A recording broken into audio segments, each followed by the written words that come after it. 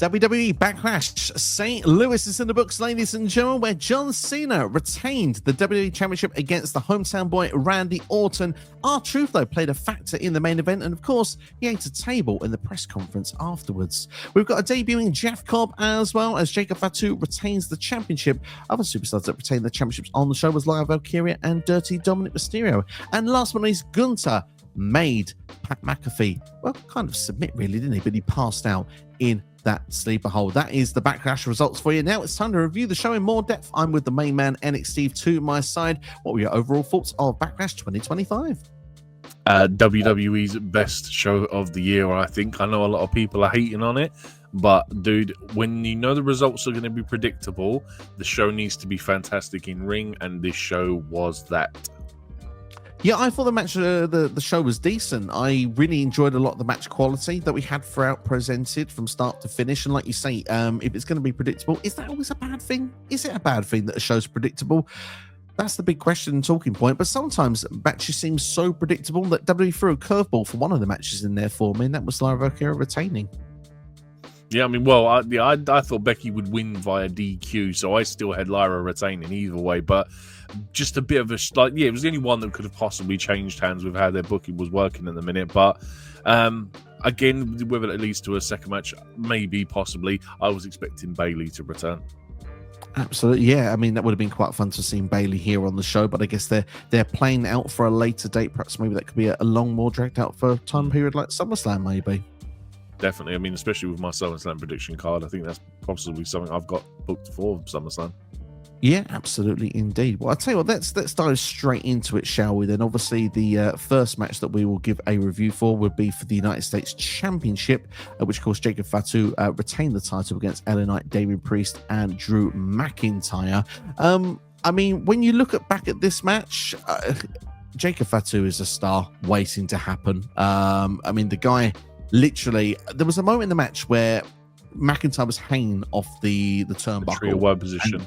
The trio wide position, and he pulled Jacob Fatu and gave him like a belly-to-belly off. He landed and hit a swanton bomb in that position, got up, crashed McIntyre in the corner, then went and did a flip to the outside. I was just like, my God. And this guy came back and did another swanton in ring.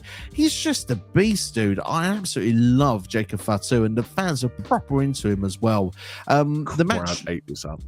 They really, really did. The match with him, like, is so special. But also, when you look for other variants of how the match played out, I was very convinced we were going to swap feuds, because this show is Backlash after all. We had two WrestleMania matches that were blended together into one.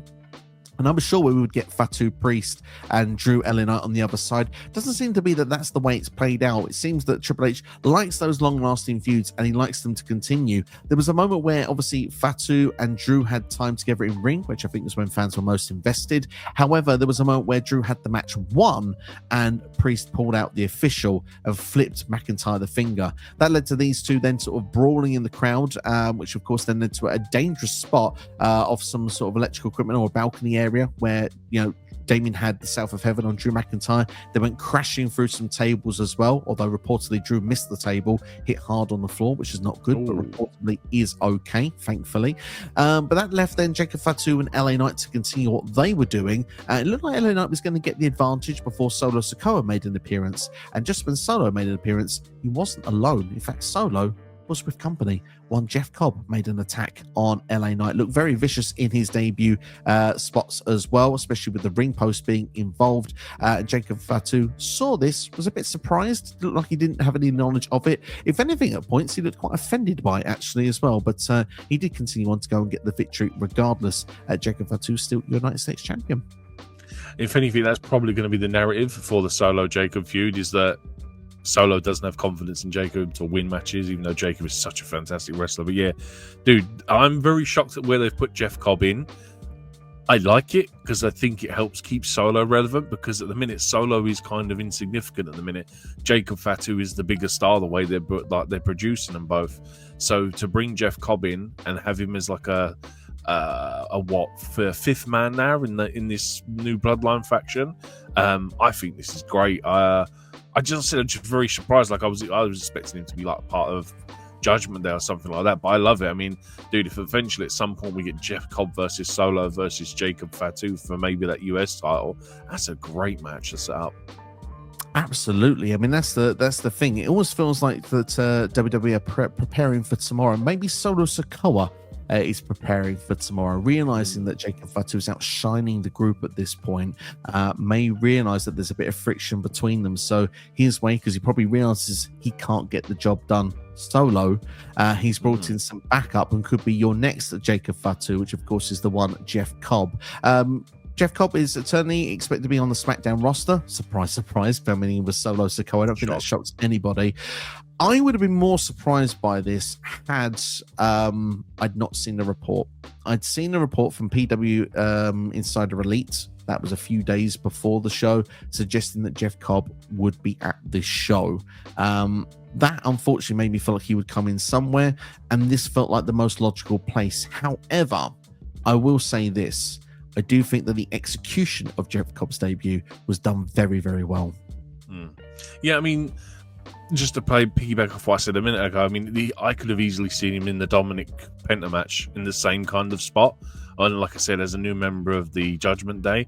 But yes, very well done. I'm glad I didn't see that report. Like, I didn't know Jeff Cobb was supposed to be there. So to me, honestly, it was just a great surprise, great shock. And like I said, very entertaining. I'll take it, man. Like I said, I think it's an interesting way that they're going to book them.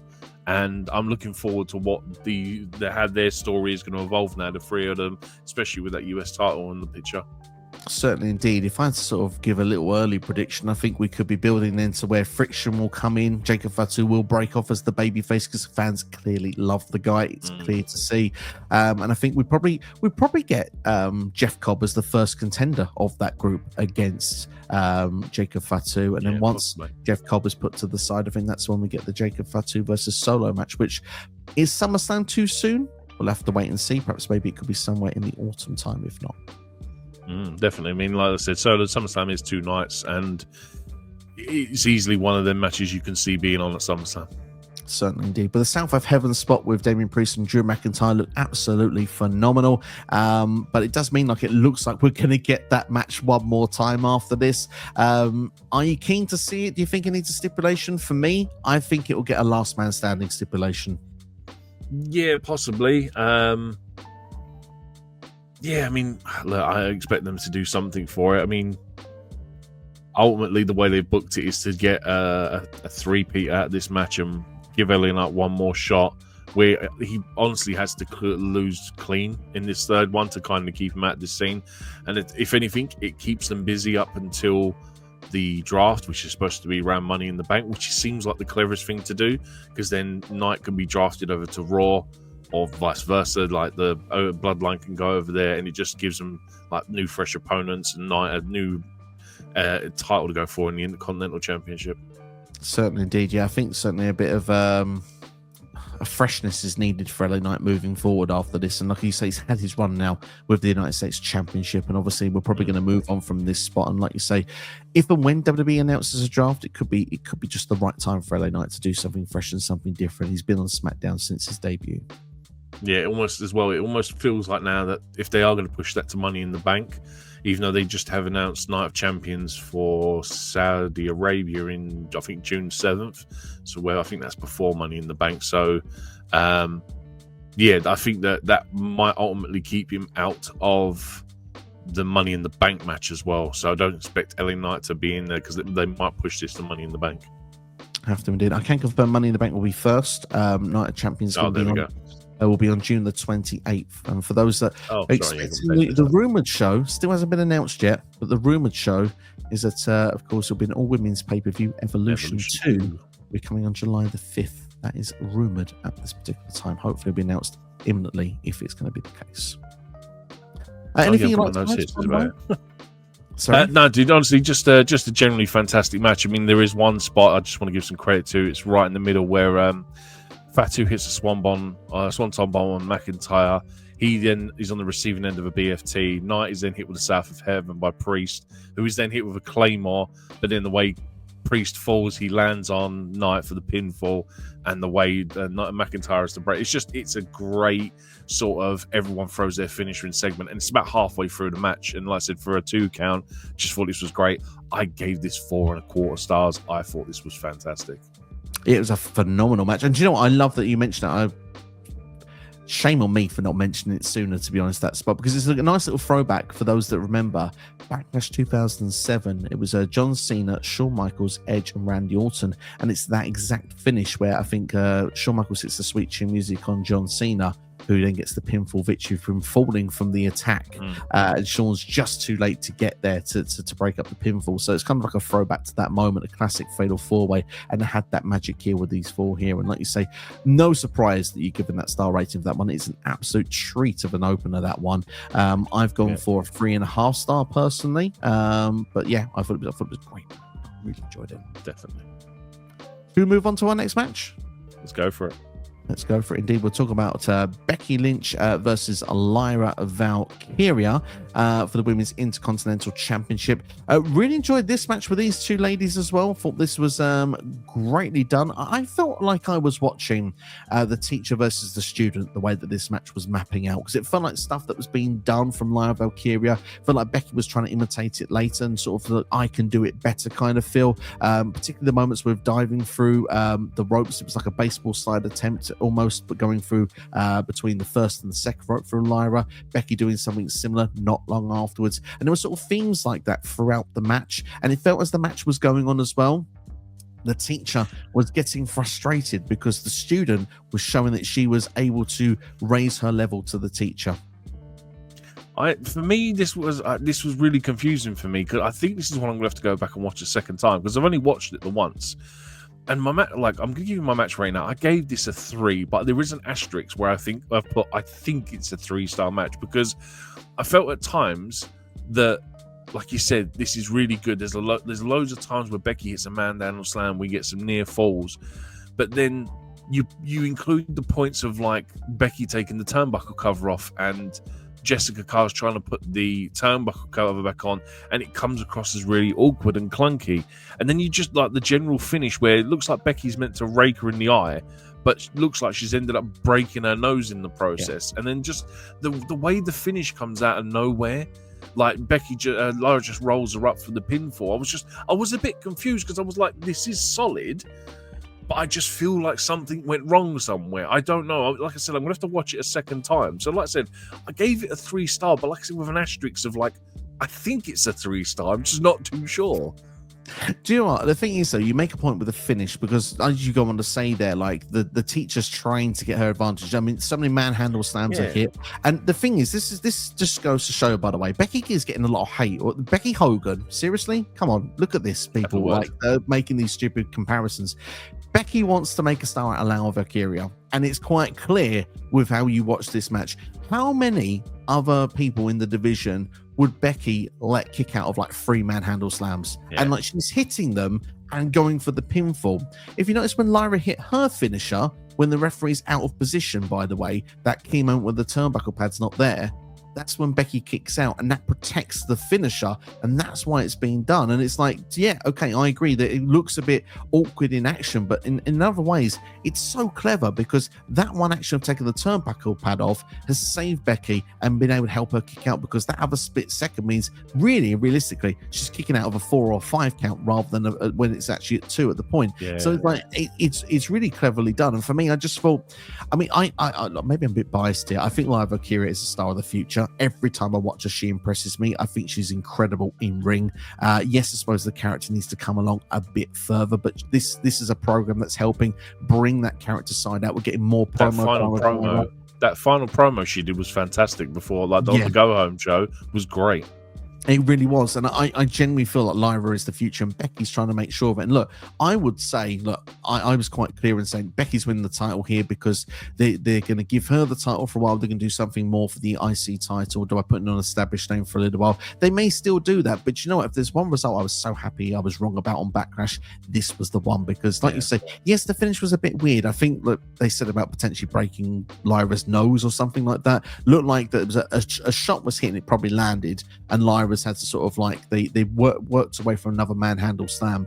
My guess is that manhandle slam was going to be countered into a roll-up variation for a cover, but that's me speculating and me guessing. But like you say, instead Becky went for a roll-up in a way that Lyra knew she could still counter it, despite being clearly affected in that moment, was able to get the free count, and boom, we could move on, and Lyra was still the champion. For me, this action then continued just to protect Lyra even further. Becky doing the beatdown afterwards, because you imagine that they're going to continue this program anyway.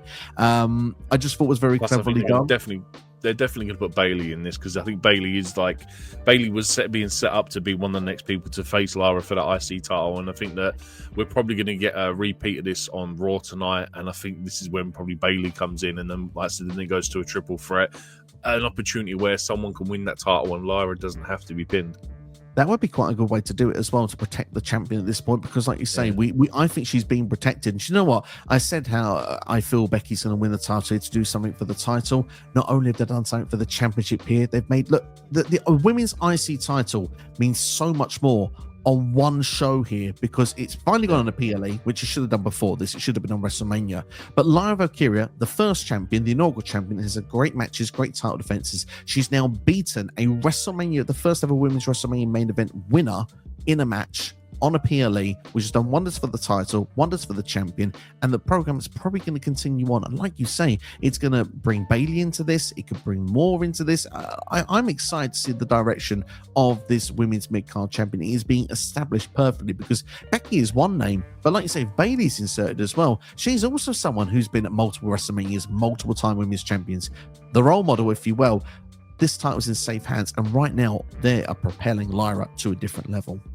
Yeah, agreed, man. Like I said, you think of the accomplishments that Becky has achieved, like Rumble winner, WrestleMania main event. I'm pretty sure she's won Money in the Bank, multi-time women's champion, multi-time tag team champion.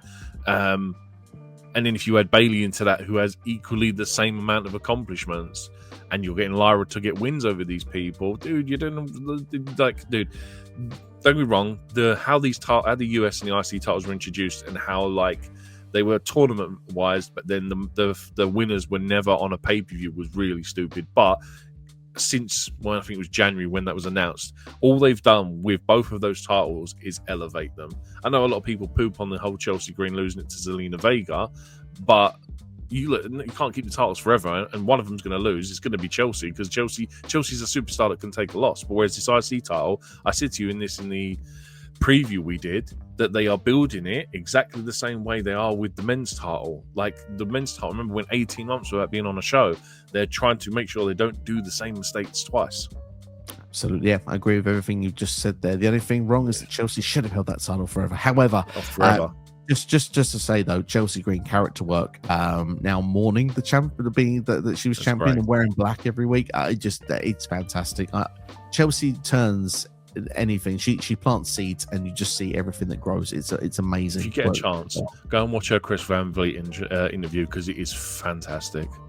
I agree with that. It's definitely worth a listen. Certainly of the ones he's done of late, and he's done some great interviews, but that one certainly is one of the highlights for sure. You give a 3-star rating for this one. I gave a 3.5 star rating for this match. Like I said, there's an asterisk on my one. There's an asterisk. I was tempted to go even to 3 3/4, just because of the story element grabbed me in as well. I really enjoyed the elements of that part of the match. Definitely. Anything you want to add before we go to our next match? Nah, let's go on to the next one, man. Let's go on to it then. Dirty Dominik Mysterio retaining the Intercontinental Championship against Penta. There was an early point in this match where I must admit I almost jumped out my seat. It was Dominik going through the ropes in a dive, landing onto Penta and hitting a DDT on the floor. How phenomenal was that? Yeah, man. Like it. Just to want to quickly add on Dom's entrance, there was a guy with a sign that said "Razor Ramon's toothpick hits harder than you." I thought it was fantastic. And then you could see, then you said, to go on to where a really good spot from Dominik, just the two polar opposites, so you couldn't have been further from it. But yeah, man, like it's very rare we see a tornado DDT from a dive. Yeah, great stuff by Dominik, man. I felt sorry for Penta in this match, because the crowd are so behind Dominik. Yeah. It's like it's almost unfair to put Penta in this position. But like I said, it was almost like this was a tweener versus a babyface. Do you know what I mean? It's a really weird dynamic.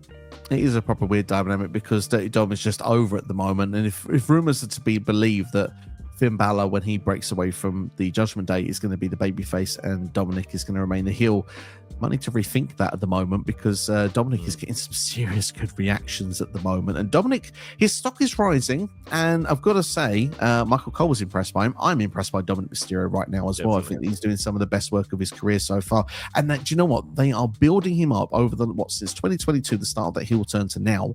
Everything feels like it's been long dragged out, but you know what? It's all pinpointed. Each moment he's won the championship, the North American Championship, the IC Championship, the stuff with Liv and with Rhea and stuff. Everything's always pinpoint those important moments at the right time. And I think he is a future world champion, Dominik Mysterio. And it's just waiting for that pinpoint right time. It's still probably 2, 3, 4 years away. But the way that they're building him up, you can see the level of support behind him from the fan base as well. He's one of the future big stars of WWE. I don't think there's an argument in it.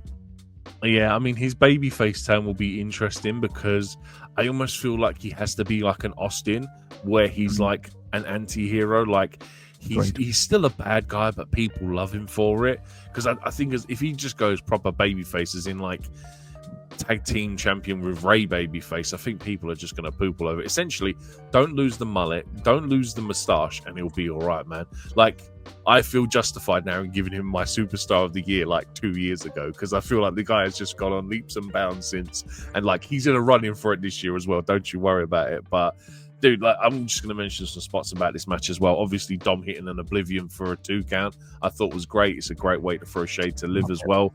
Penta, I tell you what, for a guy that wears a mask and face paint, has some fantastic facial expressions. Like I think the first pinfall attempts he hits, and he's like, "Whoa, just calm down." He just sells everything so well. And like I said, you can't see like 95% of his face. He hits a Mexican Destroyer on the apron, which is fantastic. We didn't get Carlito and Finn and JD Wonder Dan. Yeah, the moment where Finn takes too long to get the chair, the ref clocks him, and the crowd engagement is so good. The you out of here. It's just wonderful stuff, man. And yeah, then Penta hitting the tope over the ref as well, was they're all being ejected from ringside. And then my guy, El Grande Americano, the shock of it all, was not expecting this. Comes out, hits the most devastating headbutt to Penta for Dominik to secure the win. I thought it was great. Oh, do you know what? I was really annoyed when I said El Grande Americano, because that match was pinpoint. For those that saw my YouTube short, was pinpoint to my prediction. I said Chad Gable was going to be the reason that he lost, not El Grande Americano. And for those that want to say, well, hang on, that's Chad Gable, it's not. Don't even start with us. That is El Grande Americano. We've done the work. Currently the WWE Speed Champion. Chad Gable's never won the singles championship. That's how you know that El Grande Americano is someone completely different. People can bring up the reference of the other day when he was in the office with Pierce, and Pierce said Grande, and he turned around. Dude, that'd like be if you and me were standing next to each other and someone said Steve, I'd turn around. You know, it's just a natural instinct of a thing. It's what you do, isn't it? Do you know what I mean? And maybe he thought that he was behind him, and he was saying, "Oh, look, I can prove that you were not me." Yeah, you know, could be like the Spider-Man meme, you know, when they're both pointing at each other. Should have been. Exactly. It didn't happen. But either way, El Grande Americano did cost Penta the match, of course, because Dominik then would go and hit his finish for the win. Yeah, it felt like the right move for me. Dominik Mysterio should have a nice little run with this IC title. He's just won it. Rumors are that Penta will be teaming up with Rey Fénix at some point in the future. Maybe WWE Draft Time, we'll put them on the same show. I almost feel like too soon. Like, I still want Penta to have a singles run, and I think Phoenix needs a moment to shine as well. But look, I'm not going to be against it. They're a great tag team. I just really hope that they both get singles runs as well at some point. I don't want it to be a case of, look, we've got you both, we're going to keep you as a tag team from now going forward. I have to see what happens. It feels like they're starting to lose some matches. That's the worry for me. If they lose their momentum, they may need to go together. But if there's one thing I'm going to say quickly, and this is slightly probably not important to some people, but for me, it's darn important. if you're going to get one of the guys' music, you keep Penta's music. Do not give them Ray Yeah, Phoenix. 100%. Penta's is freaking amazing, and it just the presentation of him coming to the ring is flawless. There's one thing they need to change, which is the Zero Miedo. I don't think it's impactful enough. It feels like that needs to be louder to make a bigger impact on the entrance. Other than that, I think his music's great as well. Absolutely, yeah. I mean, to be fair, I would not be against that idea. But yeah, Ray Phoenix's song just doesn't really appeal to me. So I don't know. I've not connected with it just yet. But you know, Death Rebel and all that. There was just one more thing as well. When Dom is celebrating, just see Finn staring at the back of his head as well when he's celebrating, like he's front of the other three, and Finn's just giving him devil eyes. And I'm like, wow, that's going to be in the video package when those two face off for that title at some point. Can't wait for it. Star rating for this match. 4 stars. Loved it. It was great. Wow. Nice. I give it a 3. I thought it was a really good match. Really enjoyed it as well. Yeah.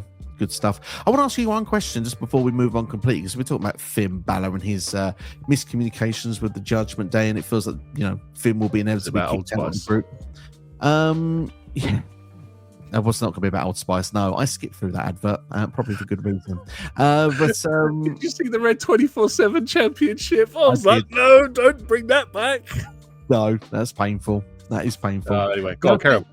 Thankfully, my question was going to be about Finn Balor, because there is some very good fans that like to do some speculation station in the universe of the wrestling community, and I can't give credit for some of the beautiful artwork I've seen out there, and I've not got their artwork, so I'm just going to mention it. Some people suggested a new Finn Balor group to go against the Judgment Day that would feature AJ Styles, potentially a Roxanne Perez, and a Julia. Would you be a fan of seeing a stable like this come in? You said this to me the other day, and I was like, I'm all for the Finn and AJ tag team.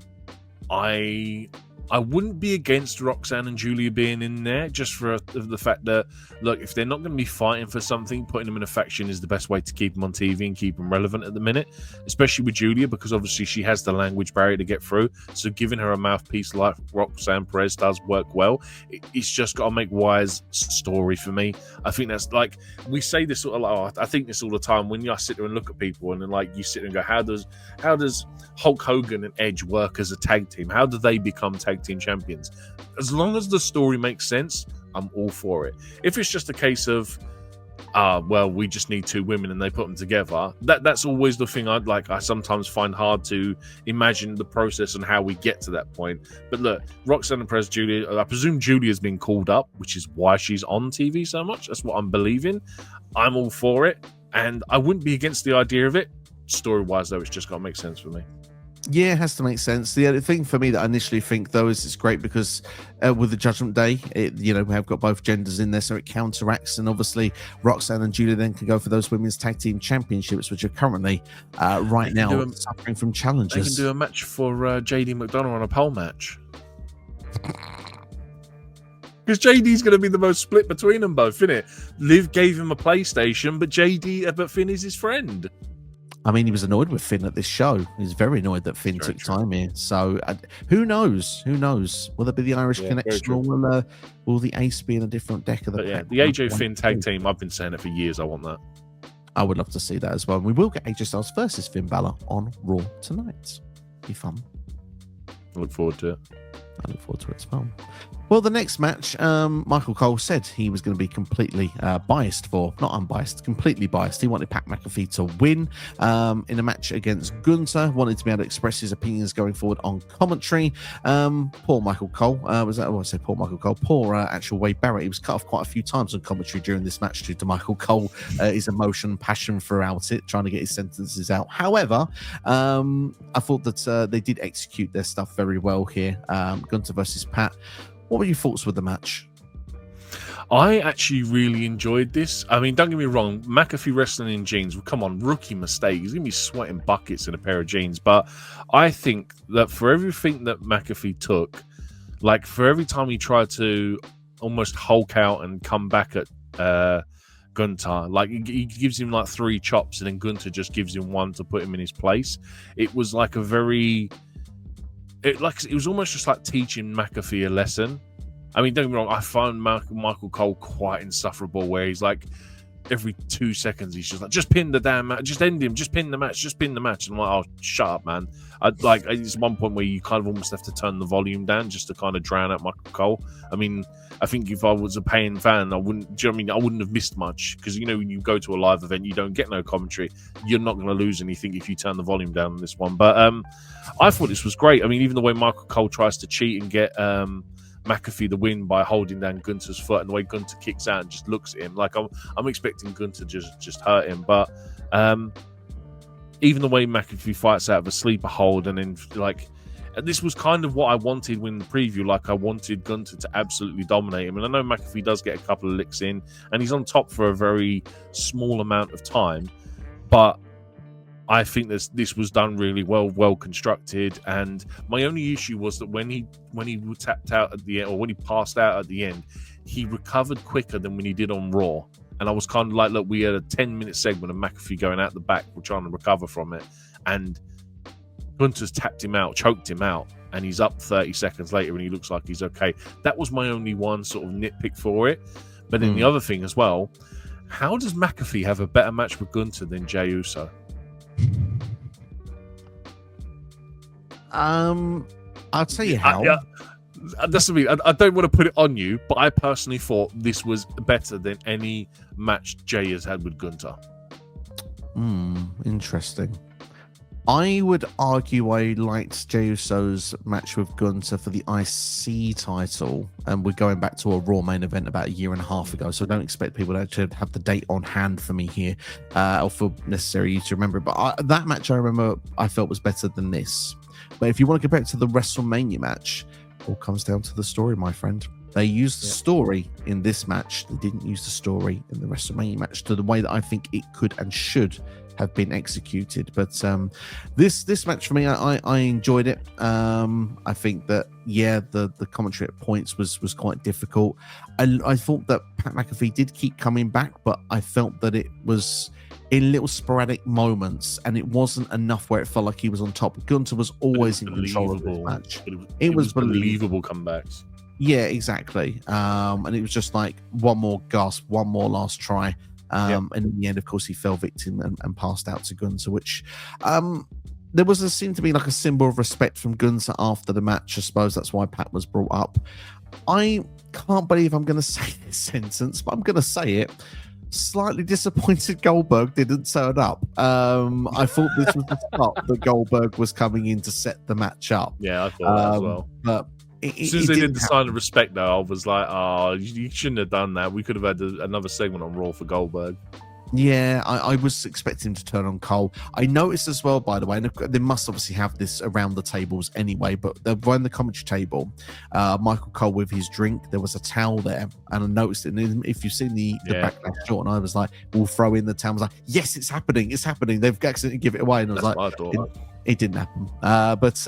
Again, for drama, it would have given me a high star rating. But sometimes you have to wonder, though, am I giving the creative decision the props, or am I giving the show the right props? So I don't know. It shouldn't be all about what we creatively want to happen. It should be about what the show is giving to us. And all in all, I think it was enjoyable. Is what I'm going to say here. But it's not going to get as high a star ratings as other matches for me.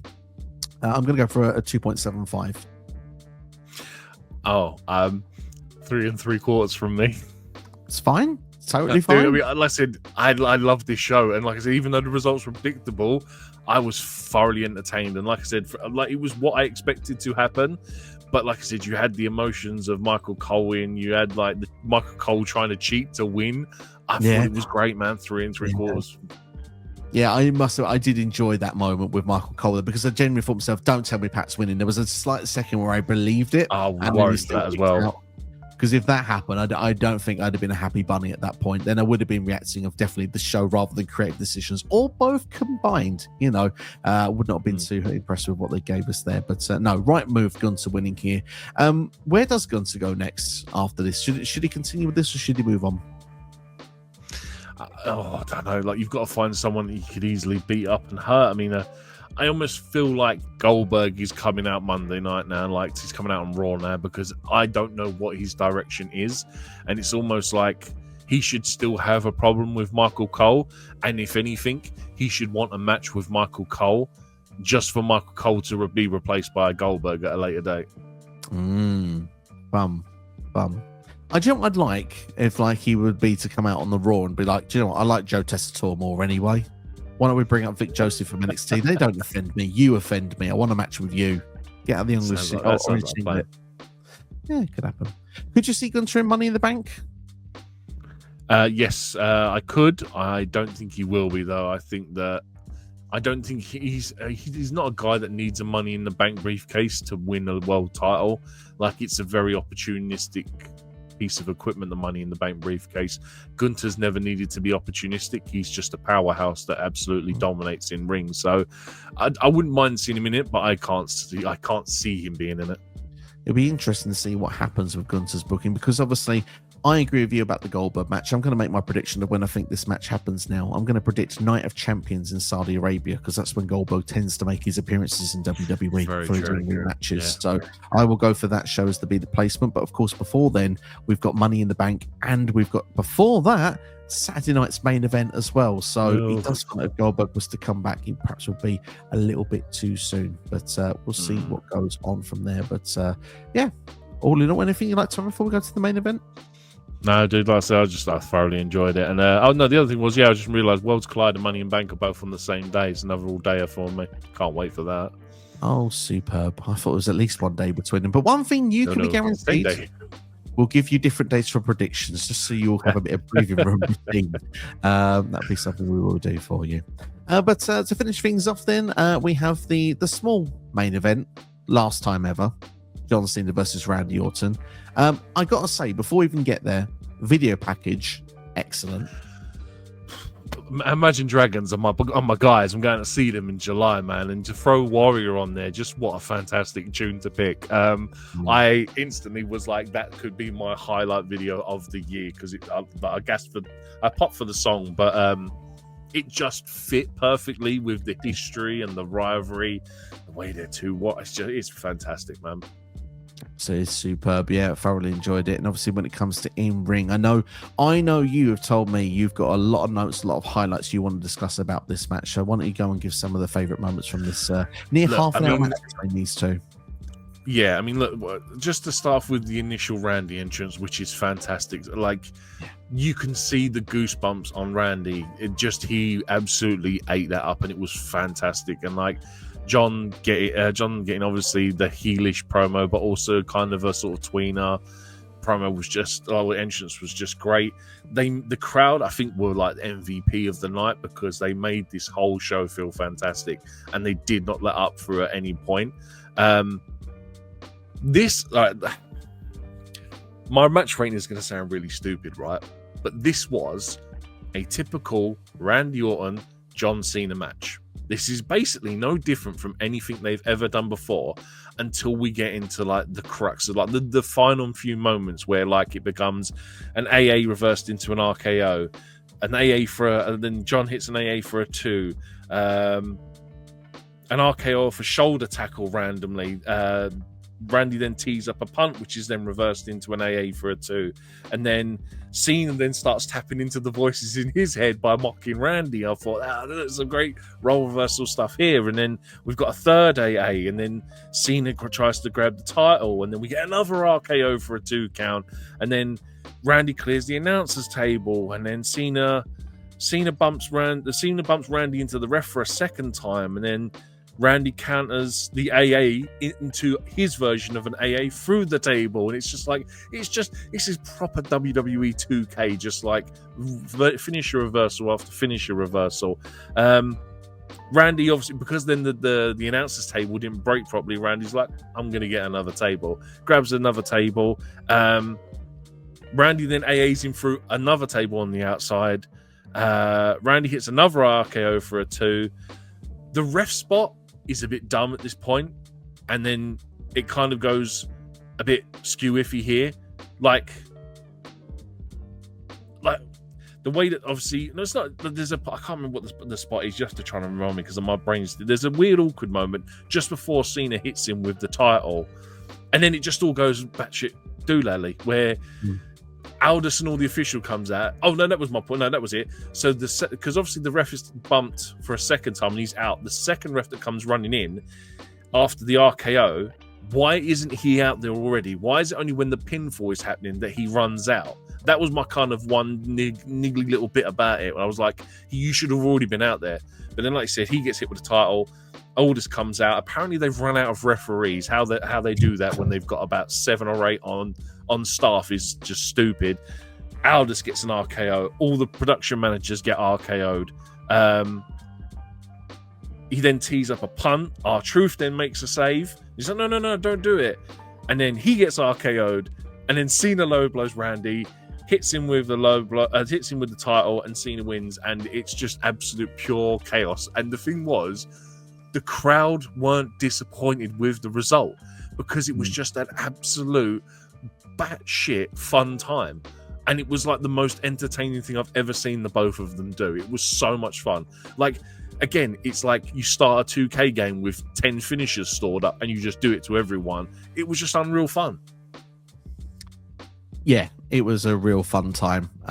Really enjoyed the match. For me, some of the highlights that you say. First off, when the AA was done onto the announcers table and it didn't break, it sort of collapsed 15 seconds later. You just hear the crowd laugh as well. That's the one, yeah. Yeah, I think as well at that point, the second table was introduced because of that. It's like, you're going to see Cena go through a table here. It's going to break. So we'll use one of these ones, we'll get it through. But like you say, the moment when the referee's not down for the second time, there's no more officials. I just love the fact. Aldous knows before it's coming. And like that, the RKO party starts and it's like, there's going to be another fine for that. Could be building to Nick Aldis versus Randy Orton. That could be the oldest match. I really want that. Happens. And then literally all the producers are flying down for like did Jason Jordan take one, by the way? I think so, yeah. I think he does take one as well. But it's an RKO, man. It's like the safest bump to take. You just got to fall forward. Absolutely, but still, Jason Jordan thought would never take a bump again. So it's great to see he could take the bump. Jamie Noble being another one there as well. It was great to see the RKO part. It was probably my favorite part of the whole match. But obviously, like you say, that when it comes to the finish, like everyone's laid out and everything, and Cena has to do the low blow after the R-Truth spot as well, because Truth takes an RKO. The low blow's hit, and of course Cena. It's the classic finish at the minute. It's like it's a 90s finisher for a heel, but it works so perfectly for John Cena being heel. Just been done in so long. Yeah, because normally you'd think these days, modern day, it's so old, it's fresh. Yeah, exactly. Everyone it's so old, it's fresh. And they don't with Cena. It's brilliant. So yeah, Cena holds the 17th title. And what I really liked was the way he finished the show off as well. He cut the music out and said, "You don't deserve music," and he said, "I deserve competition." Almost like, Randy wasn't competition after all this time, everything they've been through. So it's going to be interesting to see what John Cena's next path will be. Potentially what one of them could be, we'll discuss in a few moments. But first off, any final thoughts on the star rating for the match, please? Dude, like I said, fantastic. Just it teed off what I thought was a fantastic show. And my match rating... Really? 5 stars. I love this. In a minute, this is my match of the year. I think this is an overbooked, crazy, batshit fun, and I absolutely loved it from word go. Like I said, the first sort of initial 10 minutes of it is a typical Randy Orton John Cena match, but once you get past that, it just turns into so much fun, and like the R-Truth coming out and the 17 RKOs and the 24 AAs, it's just fun, man. Do you know what? I don't have the same star rating, but I don't begrudge you for saying 5. Yeah. I can totally see the reason why, because it's a fun time. It's a really good time. The match is decent from start to finish. I've gone 3.5. Like, I've got 3.5 star matches in this show. And like, it just goes to show across the board for me that this is a solid show from start to finish. And like, despite the fact that matches may even feel predictable, it's all about how you make people react. And this show and this particular final match here, the one last time between Cena and Orton, it made people react, and people were bumping out of their seats, and all these finishers being stored and used, and like, will this be the finish? No, it's not. How about this one? No, it's not. It was so different to the Cena Cody match we saw at WrestleMania, where it was like, it was building towards something, and it didn't quite connect with us to get there. And I think for someone that's been a bit I mean, I'm not being critical of John Cena's in-ring work, obviously, but I feel his best days are behind him. To have a match like this he's had with Randy Orton here makes me feel excited for the rest of the in-ring stuff we'll see on the rest of his farewell tour, because up to this point, I've not been so wowed with in-ring competition with Cena. I've been more wowed by the storytelling and when the direction of the heel turn, where now I can actually look forward to both moving forward. Just to add to that, there's a moment where Cena goes for the 5 moves of doom, and that's where Randy hits the RKO off the shoulder tackle, because it's almost like we know the 5 moves of doom, and for Randy to counter it with an RKO just shows that like I said, the different way they were going with this match from that point alone is just something new, because it's like you're expecting clothesline, drop tackle, AA, whatever he normally does, do you know what I mean? And then he wins the match. But the fact that, like I said, his normal 5 moves of doom, and Randy goes, no, we ain't doing that tonight. Again, this is what I mean. This was a very special show, and there was a very special match. I mean, for 2 guys that have been in the business for the same amount of time, which is like 20 something odd years. Do you know what I mean? Like, this was it's so old, it's fresh, man. It's just weird to say, but it's just how I love this match. I certainly did. It was a really fun time. But this leads me then to ask you the question: in your opinion, is this the best John Cena versus Randy Orton match of all time? Oh, dude, I mean, off the top of my head, I'd say yes, just because I enjoyed it so much. But then again, there is probably a better in-ring technical match. But I think from storytelling, I absolutely loved this because it was just so batshit crazy. Absolutely, yeah. I mean, for me, it's probably in the Mount Rushmore. I'd probably put it in like a top 4. But I do have a personal favorite. It will be hard for me to beat the breaking point match between these two, the I Quit match between Orton and Cena. It was very vicious, very story driven, and like you say, probably both in ring at this point in 2009 were both in their prime. Yeah, like I said, without seeing them all, but you're right. A Mount Rushmore of Randy Cena matches, this is probably one of them. If it's something you want to see on the channel, let us know. We may actually deliver one of those for you. Matches to watch. Yeah, it's true. It's very true. We'll see how we go. Yeah, we'll move on to one last little detail then. Obviously, R-Truth was a factor, and this is actually technically after the show, so it's not going to be included in the final rating of what we do for this show. But John Cena interrupted Triple H in the press conference. Thank you for WWE for trimming this down to 3 minutes, so I did not have to watch the whole thing to see this.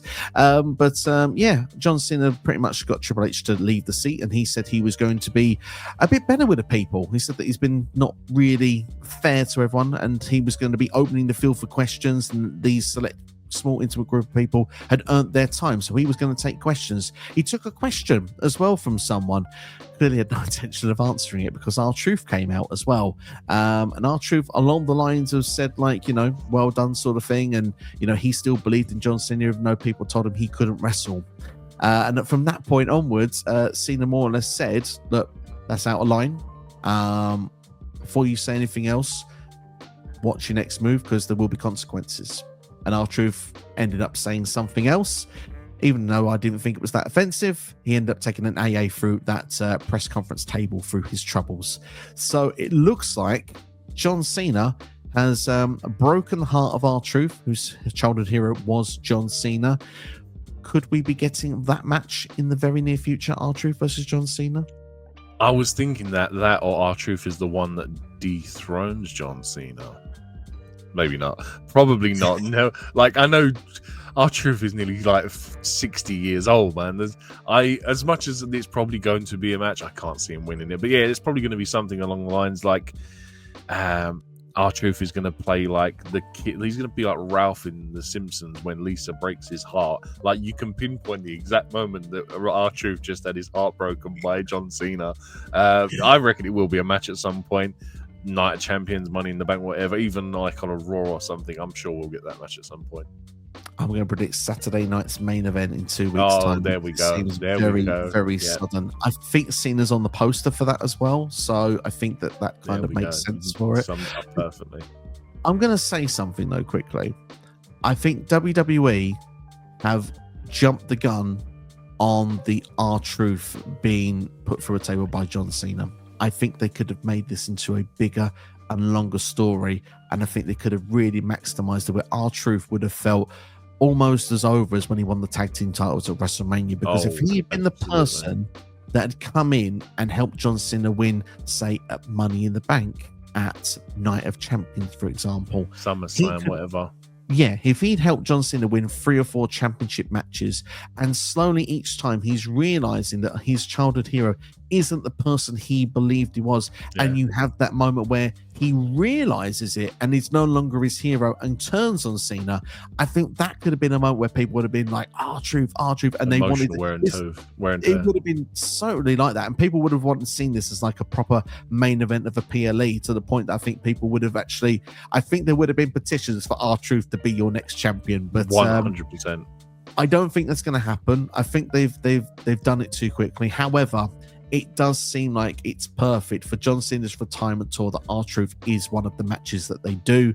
And the fact is that we have to realize as well, WWE, some people will say, look, we're May 12th into this John Cena farewell tour. Why didn't they start that story earlier then? Well, Cena's only had the title for 3 weeks for starters. John Cena's only been a heel for a couple of those months as well. Plus, if you look at it, in that time period for the first sort of 4 months of John Cena's run in the farewell tour, he's been filming and recording movies. He's not been around that much. So WWE have kind of, they don't have a big window to play with here to build that story with R-Truth. So that's probably why it's quick in execution, because we know Triple H loves to do a long-term story with it, but they probably don't have the time here, which is why I think it'll be quickly executed and done at Saturday night's main event.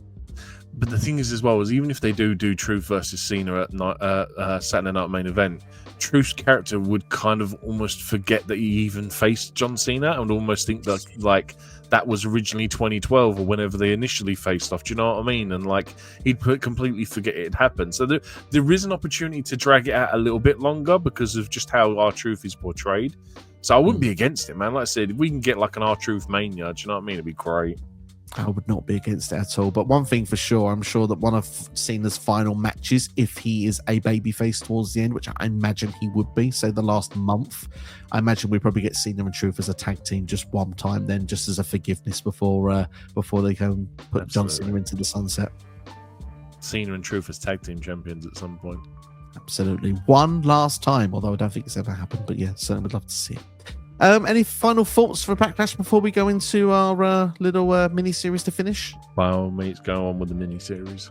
Let's go with our little mini-series. And for those that wonder what is the mini-series, we go and ask ourselves some questions about the show and we give quick-fire answers. And at the end of it, we give a final rating. So let's start off then with the OMG moment of the night. I mean, I could cop out and say the whole show being great because it was for me. But I'm going to say the finisher spectacle in the midpoint of the 4-way for the not the IC title, the US title. I think the whole finisher after finisher after finisher, near fall breakup, I thought was just a fantastic, well executed spot. Absolutely, indeed. For me, OMG moment of the night is going to be Lyra Valkyria retaining. I was convinced Becky was winning. So, yeah, I'm going to go for Lyra winning because all in all, it's the right decision. Match of the night. Cena versus Orton for me. Loved it all the way. So 3 matches on 3.5 star rating. So I have to pick one of them. And I'm going to go with Lyra versus Becky. Me, I liked the story, the in-ring action, and it's going to progress further. So there's more for me to get my teeth stuck into with that one. So I will say that match. Entrance of the night. Randy Orton. Dude, like I said, crowd ate it up. You could see the goosebumps on him. It was a very, very special entrance. I don't even need the voices in my head to tell me this one. It's Randy Orton. MVP of the night. I'm going to give it to the crowd. I think they were fantastic the whole night, and I honestly, they added to the show so much that I'm going to give it to the crowd. Yeah, I think St. Louis deserves some love. So yeah, I mean, because Backlash has had the last couple of years in Puerto Rico, in France, really, and I think politely, this is no dig on anyone, but I think that a lot of people when they heard St. Louis, it was like, oh, okay, Backlash has been so hot the last couple of years, but they Backlash has almost become like the most important B show in the calendar the last couple of years. And St. Louis has continued that tradition, so certainly definitely. The fans deserve it. So yeah, MVP of the night for sure. Final rating of the show. 9 out of 10 for me. Like I said, the Lyra Becky match is a bit of a asterisk, which could alter or in a good or a bad way. In this case, I'd have to go back and watch it. But overall, 9 out of 10. I love this show. It's pay-per-view of the year so far for me. I love it. 7.5 for me. Definitely worth your time to go and watch. It's a nice short length for a WPLE, 2 hours and 45 minutes. Not going to lie, I fist bumped the air when I saw that because, sometimes less is more. And in this sense, it definitely was. It felt like it was a brilliant show to go out on your way and watch. So that's it for our review then for WWE Backlash St. Louis. If you enjoyed the video, hit the like button, share with a friend, subscribe as well. Apologies for not doing this live. We've just not been able to do it on this time with the schedules of how things are going, but we hope you've enjoyed it anyway. Let us know your thoughts. It's sunny out. Look at that. What is that stuff? That hurts. That really hurts. We're night owls. We usually do this when it's very dark and, we've probably got our last watch of the day creeping in. I spent the last 30 years staying up till 4 o'clock in the morning watching Monday Night Raw. Do you know what I mean? Absolutely. And of course, life in entertainment and DJing and stuff like that used to bring me into that world as well. But hey, we've done this one in the daytime for you to make sure that we get this review out nice and nice for you before Monday Night Raw. And if you want to let us know your thoughts of the show, let us know in the comments below. Any predictions for Saturday night's main event moving forward, also Money in the Bank, all that good stuff. Any questions you want to ask, we will answer. Take care for watching the yourselves and each other. We'll see you for the next one. Take care.